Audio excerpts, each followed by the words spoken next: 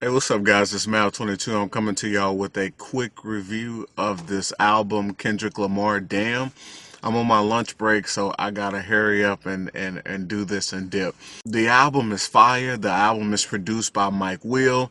I believe this album was supposed to come out like a week ago, but we finally got it in, and I'm gonna give you about five of the hottest songs that's on there. With the first one, it's kind of an interlude. It's a story time. It's called Blood, just about his perception, how he saw someone walking and pacing. They look worried. They were blind, he kept saying, and he walked over to offer his assistance, and boom, there was a gunshot. And then it goes off into the hardest, bro. It goes off into the hardest beat selection song that's on the album, which is DNA. He's talking about royalty, loyalty, and my DNA. Then he goes through all the things that he feels, based on his upbringing. And he talks about meditation. He talks about snapping and wanting to take someone's head off and stuff like that. And then, but that second selection, he like just it's like he's anointed with the lyrics to that song because he's like killing it. Then the next one is called Yah, Y-A-H. And that one, I think that's kind of pretty self-explanatory. He said, I'm an Israelite, don't call me black no more, as if he's awakened in a sense.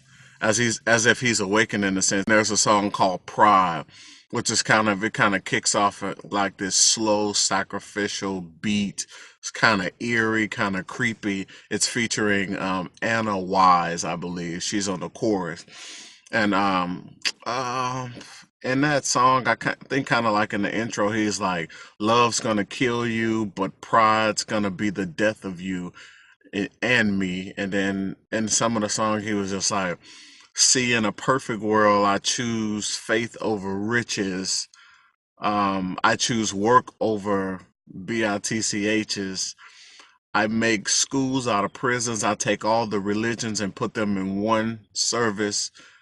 Yeah, he said, I'll take all the religions and put them in one service, just to tell them we ain't shit, but he's been perfect this whole time. Religion kind of says, you need to do more, you need to do more, you're not doing good, but you're worshiping the all perfect one.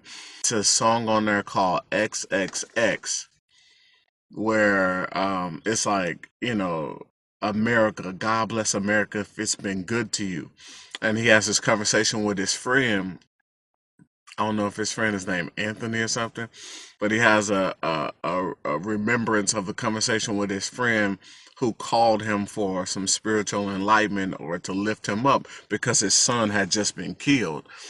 And Kendrick in the verse, he was just like, I don't know what to say to this guy. And then he was just like, all I know, the best advice I can tell you is what I feel. And what if I feel is let someone touch my mother, let someone touch my girl, my father, my nephew, or my auntie or my brother. He said, I'ma quickly pull a clip and take their head off and lay it in, and lay the blower in their laps. So just really just grimy reflections that, of what he really feels like, It's as if in this album he's walking through life, and he has two perceptions, and those perceptions are good and evil.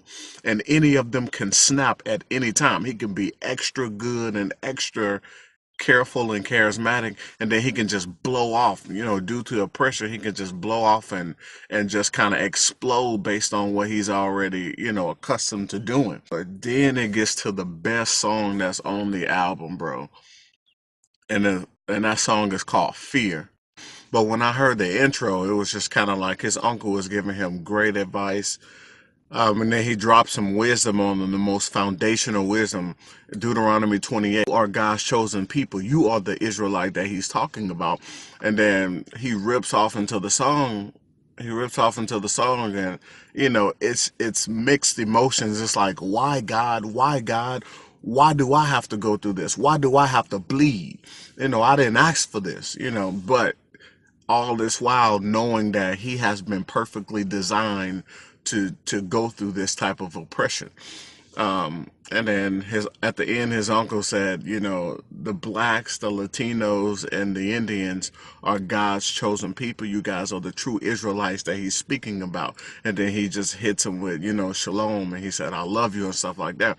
And that kind of broke down all the things that he was talking about throughout of it, because you can tell that he's frustrated, he's hurt, he's delusional sometimes, he's reckless at sometimes, but he's extremely vulnerable, and that's what makes the album so lit. Like, that's what makes it so good.